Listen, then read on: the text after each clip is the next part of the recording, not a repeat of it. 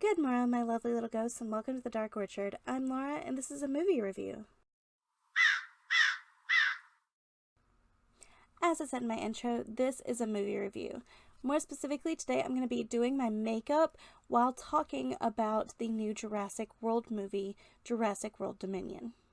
So without further delay, let's get started. First things first, I'm a little naked, so I need to put some lipstick on. Fitting color for the occasion, I'm going to go with the blood from Creature Cosmetics.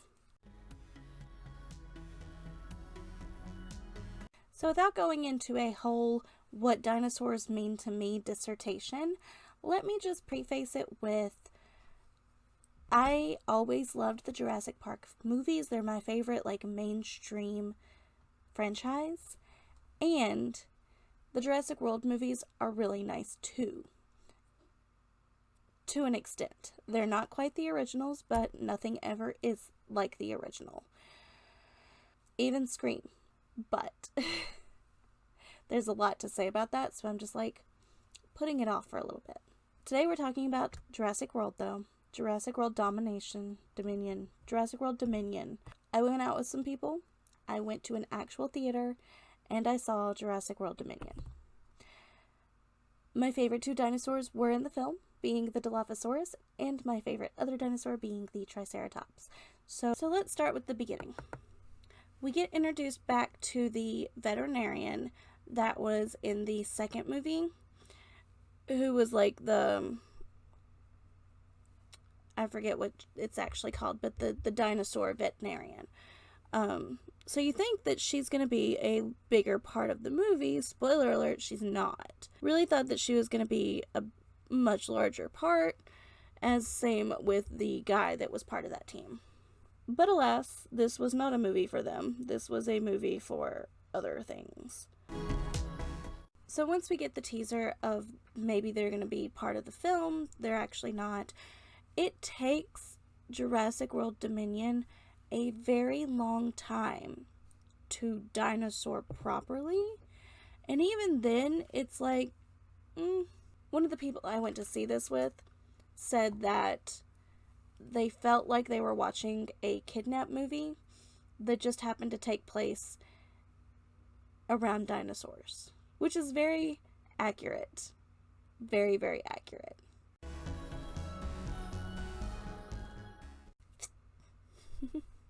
The kidnap movie took a while to actually dinosaur. And when they did actually dinosaur, it was more like they thought, okay, how do we make a dinosaur movie less interesting? Because with the dinosaur movie, the dinosaurs are an afterthought. They made them so naturally part of the surroundings that they became a little less than a threat until the raptors came out. It was too normal. Way too normal. Which is what they were leading up to in the last film, is that they were released, so how can they contain them? They can't.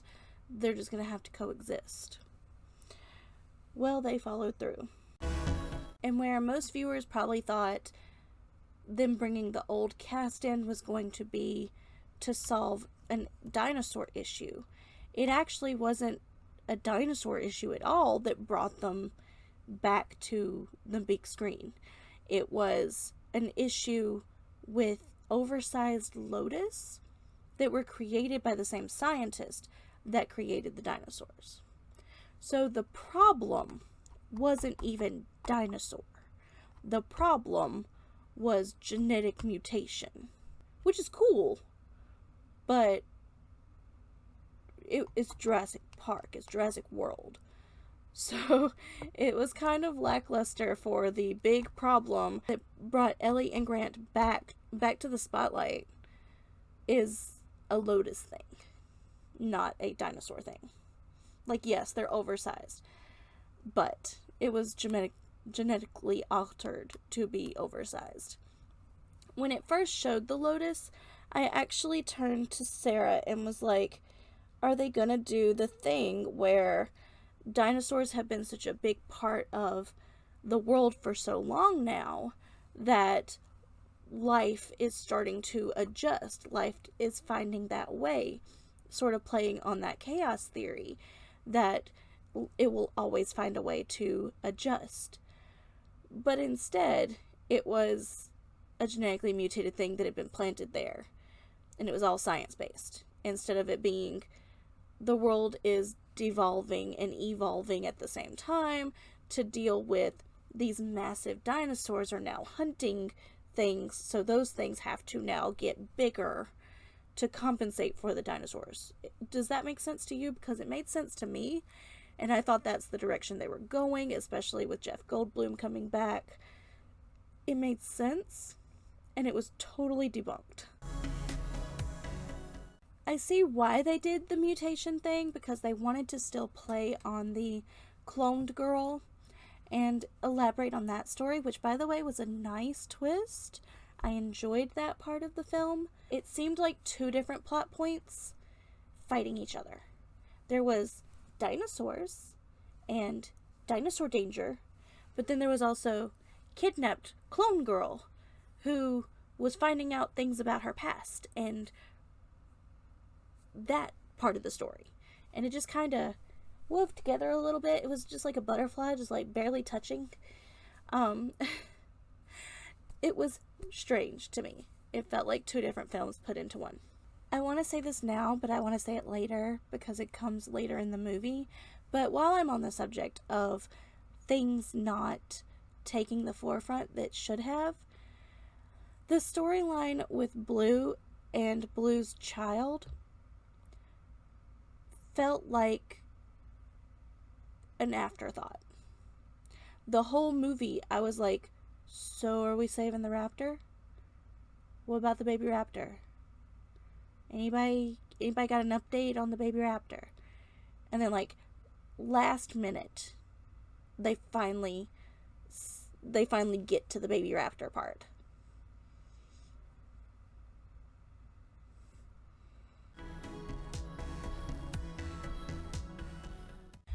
So for me, the whole idea behind Jurassic Park has always been the dinosaurs and the fact that we don't have those, and when we have those, it's bad.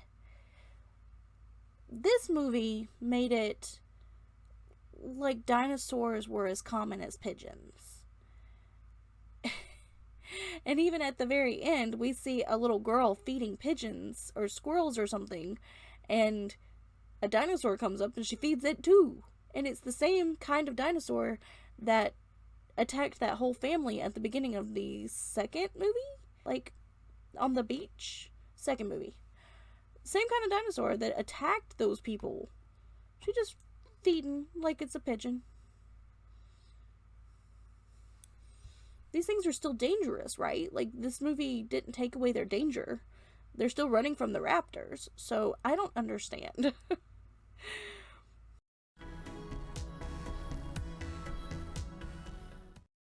So let's talk about the legacy characters, because I was very convinced going into this that that would be the best part, and it was. I loved seeing Ellie, Alan, and Ian back together doing their thing, especially Ian, because Ian holds a special place in my heart anyway, because I played Dr. Ian Malcolm in a performance. So, I always have a soft spot for Dr. Ian Malcolm. But, that being said, the legacy characters held their own, but felt, again, like a separate thing. And you were like, when are they going to meet the new characters? When are they going to interact with the new people? Why are we just seeing them do this stuff instead of finally joining up? And yes, eventually they did, but it seemed like it took forever. And by the time they did, a lot of things were at a climax to where we didn't get enough of an interaction between them. It was just like, oh, hey, you're this person. Oh, hey, I'm this person. And that was it. Like, they didn't dwell on it the way that I thought they would.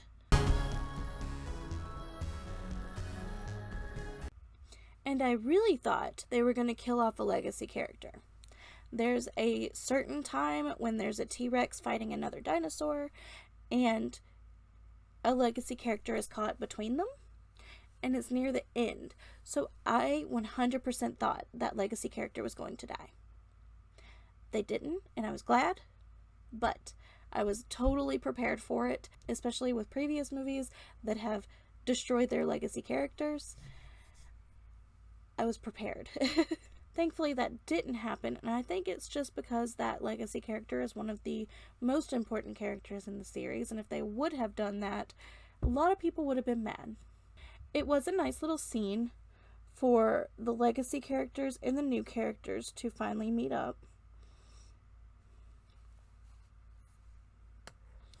It was a nice little switch up where we got to see the new and the old together, working together and sharing their knowledge. Now I'm getting to the dilophosaurus part, and then I'll finish up because I finished with my makeup. The dilophosaurus. Do we remember in the original Jurassic Park when Ned is talking to the guy who hands him the insulated Barbasol can? This was a legacy character that blew my mind that they brought them back. The guy that handed him the Barbasol can. The actor's not the same because that actor has some stuff going on, but the character is back. The character Dobson, Dobson, Dobgson. Don't really know how to say that. We're going to say Dobson. That character is back in this series, in this installment of the series. And if you recall, there was that scene when he's handing over the Barbasol can that he's shouting the guy's name and then saying nobody cares. Well, apparently we didn't care because we did not remember him until this. And unless you're a Jurassic Park fan that has seen the movie enough to recognize the name, this will fly right over your head.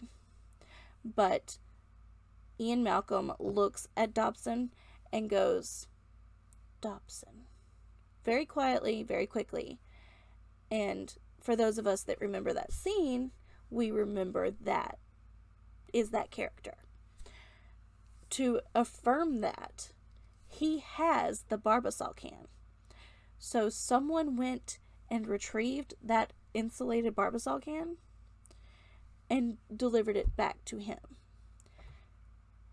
And that's one item that he grabs when he's trying to escape the facility once everything goes haywire. And then, to top it all off, in the most poetic way possible, he's in a train trying to get away from the facility, and the train breaks down. And we'd seen other dinosaurs in the train systems, but the ones that attack him, the Dilophosaurus. I was so excited because Ned, of course, was attacked by the Dilophosaurus in the original. So it all came full circle, very poetic that the guy that delivered the Barbasol can to start with was attacked in the same means as Ned by the Dilophosaurus. I love it. I love it. It's like my favorite part of this new movie that didn't give me a lot of favorite parts to have. And any favorite part that I did have involved the legacy characters versus the new ones. Not to say I don't like Claire. I think the character of Claire is really cool. She's a very, headstrong businesswoman. And then we were introduced to a new character who was a pilot, and she was fantastic. I wanted way more of her. But at the end of the day, the legacy characters just won me over. And it made me say, did I like Jurassic World Dominion? Yeah, I did. I liked it. It wasn't my favorite. I wouldn't put it at the top of my Jurassic Park list. But I think I would just rank them in order. I'd rank them in order. The original's the best. 2 and 3 are equally good. They're just kind of long, but they're equally good. I love the dinosaur, the single dinosaur on US soil was really cool. And then the Jurassic World movies slowly escalated The second one, I didn't like how it tried to punch you in the feelings too much. Like with the Brachiosaurus being on the island alone as it burned. Like, that was just sad. That was sad and unneeded. We don't need that. We already saw the sick Triceratops at the beginning with the first movie, and we don't need any more sad. This movie didn't hit as hard with the sad. It just kind of touched on the what if dinosaurs existed in our world, in our realm, not in captivity. Like, for example, there's a traumatizing scene where there's a bunny, and then a wolf gets the bunny, and then a dinosaur gets the wolf. It's like, yeah, that would happen. Didn't need to see it, but it would happen. Yeah, okay. All in all, Jurassic World Dominion was a love letter to the original Jurassic Park series. It didn't really add much. It just kind of wrapped stuff up, which of course says this is the last one. You know, that makes sense. It wrapped it up. Meh. The movie just makes you go, meh. Because, like, yeah, it was good.